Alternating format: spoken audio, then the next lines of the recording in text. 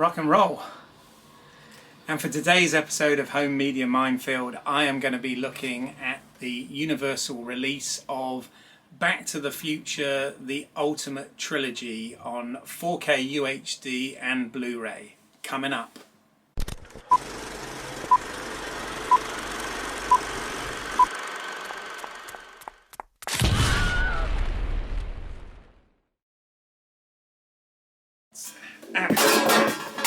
Hello, I'm Keith and welcome to Home Media Minefield, helping you with information to navigate the complexities of home cinema and home media entertainment. And in today's episode I am indeed going to be looking at the Back to the Future trilogy, the newly released version for the 35th anniversary on 4K UHD and Blu-ray.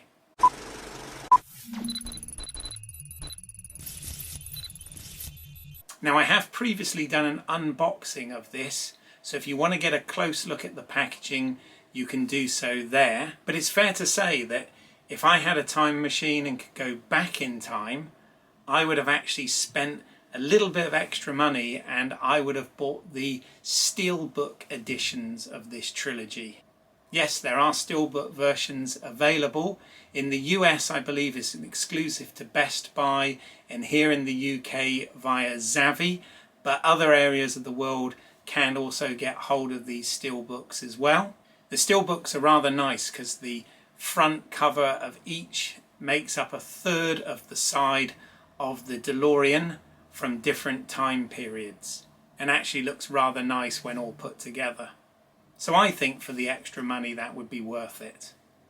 Amazon and Target also do exclusives of this trilogy that include a miniature replica hoverboard which could be used as a desk ornament.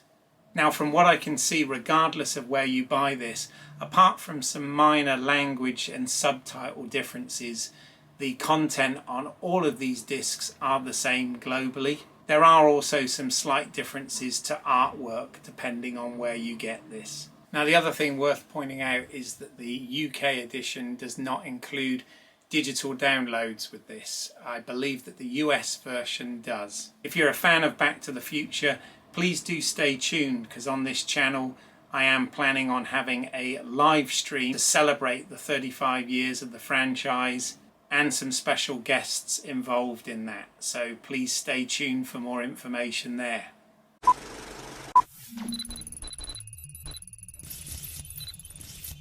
Moving on to the discs, and first up, the picture quality. Now, Back to the Future has been available several times on Blu-ray over the last few years. They've actually gone back to the original negatives and done a new 4K scan, which was used to produce both the Blu-ray and the 4K editions included in this. Now, the Back to the Future trilogy is a very colourful trilogy of films, using bright, vibrant colours, whether it's the 50s, the 80s, the Old West or the future. And the picture quality on all three of these films looks incredibly sharp. In some respects, it's almost too good in places, because you do notice things like stuntmen disguised as characters, some matte lines around the visual effects, and some of the joins on the aging makeup in this. But that doesn't take away from what is still an excellent series of films. Colours pop,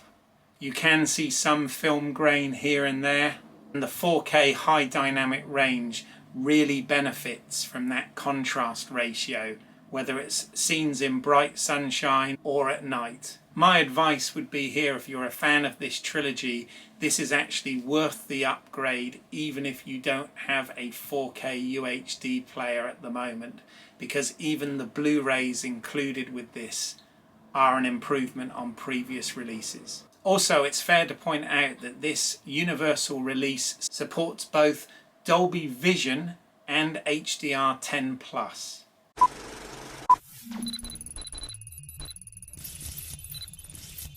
Now on to the audio side, and again there are upgrades that have been made to this release. First up on this, there is a Dolby ATMOS track. Now, I don't currently have the ability to play Dolby Atmos, but on my system this sounded incredibly clear. clear dialogue, good separation of the sound effects, and Alan Silvestri's wonderful score sounding amazing. So again, the clarity of the overall sound presentation of this matches the improvements they've made on the video side.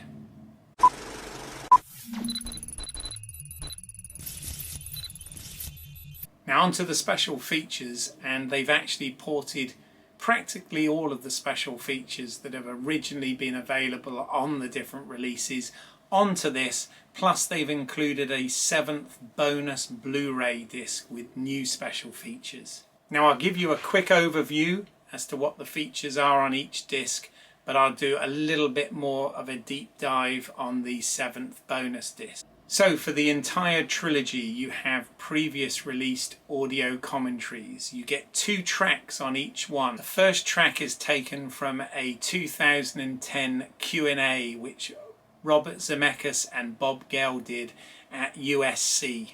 Now the Q&A has been divided up into sections on each film, and that has been overlaid as an audio commentary for each. The second audio commentary features writer-producer Bob Gale and producer Neil Canton, and they actually start these commentaries by saying that they are trying to include things that they hadn't mentioned in the wealth of documentaries that we've got on this.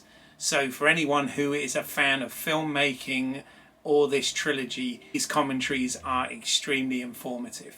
There are also deleted scenes on each movie which are available to watch with or without optional commentary by producer Bob Gale. You get the multi-part documentaries Tales from the Future, which were produced in 2010. You also get the 2002 produced Making of the Trilogy.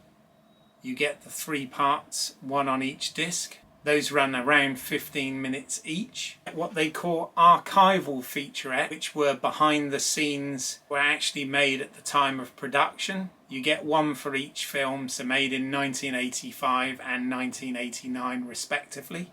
Back to the Future Night, which is a 30-minute featurette that was made in 1989 and featured Leslie Nielsen as the host. And this was made to coincide with the release of Back to the Future Part 2. You also get an archival interview with Michael J. Fox, makeup tests, outtakes, music videos by Huey Lewis and the News and ZZ Top, and theatrical trailers, not to mention VFX sequences. You then get a 20-minute featurette which was produced in 1989 called The Secrets of the Back to the Future Trilogy. This is hosted by Kirk Cameron and was directed by Peyton Reed. Now this is the featurette that actually appeared on the bonus tape that you got with the VHS edition of this way back in the day. You get a text piece called Frequently Asked Questions about the Back to the Future trilogy, and you get a 30-minute piece on Back to the Future The Ride. And this is very nostalgic for me because this was for the ride that they used to have at Universal Studios, which doesn't exist anymore. And this featured all of the video footage from the Institute of Future Technology that would run while you were waiting in the queue for the ride.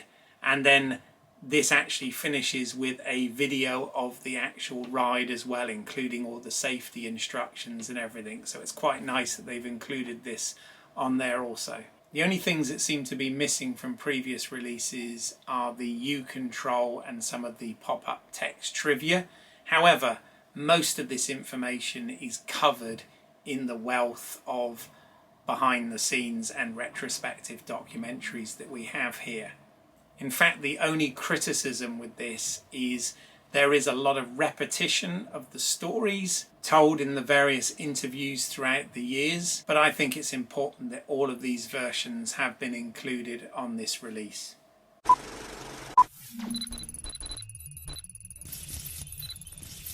Now on to the bonus disc, which is the new disc, disc 7 in this set. Obviously the first 6 discs comprise of the films both on Blu-ray and 4K UHD, and this is a bonus Blu-ray. First up is a 10-minute featurette called The Hollywood Museum Goes Back to the Future. and this shows the Max Factor Museum in Hollywood and the Back to the Future exhibit, which features costumes, props, behind the scenes notes, etc., all fully endorsed by Bob Gale. Then you get a newly produced bit called Back to the Future the Musical Behind the Scenes, which is broken up into 3 sections. The first up is a cast and creative Q&A, which was recorded in Manchester in 2019 and features Bob Gale, the producer, Christopher Lloyd, who originally played Doc Brown obviously, Colin Ingram, who's the producer of the play and had previously done the musical of the film Ghost, Ollie Dobson, who plays Marty McFly in the musical, and Roger Bart, who plays Doc Brown. In this Q&A, Bob Gale talks about the fact that there's always been a lot of pressure to make a Back to the Future Part 4 or reboot the franchise, which is something that neither he or Robert Zemeckis are prepared to do, and how putting it into a different medium, the medium of theatre, and making it a musical, which obviously suits that medium, was a way of reinvigorating the franchise for a new audience. And then the next 2 parts of this feature 2 of the songs in a recording studio format. Got to start somewhere and put your mind to it.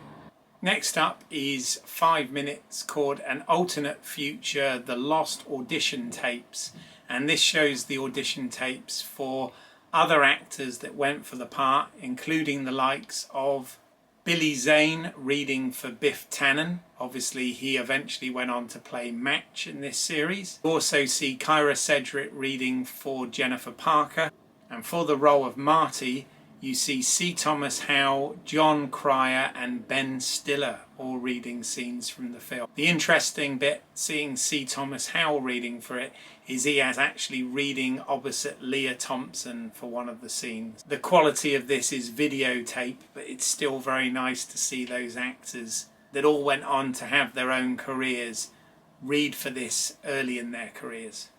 You then get a new 20-minute featurette called Could You Survive the Movies? Back to the Future, which is hosted by Jack Roper and has an amusing look at what would happen if you put yourself through some of the stuff that Marty did in reality. This is kind of fun, and they recreate some of the scenes from the movie. You then get, recorded in 2015, a message from Doc Brown, and Doc Brown Saves the World. This runs for about 15 minutes and is always good to see Christopher Lloyd in his iconic role.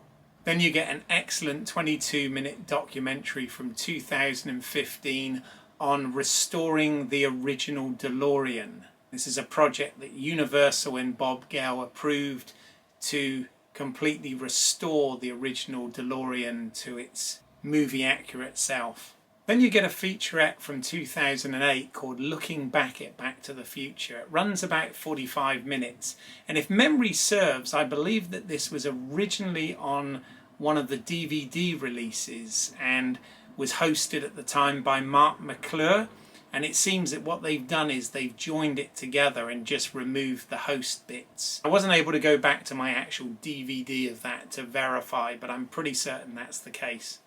Then you get 2 25-minute episodes of the Back to the Future animated series from the 90s, and you get some very amusing 2015 trailers for Jaws 19 and for the Hoverboard.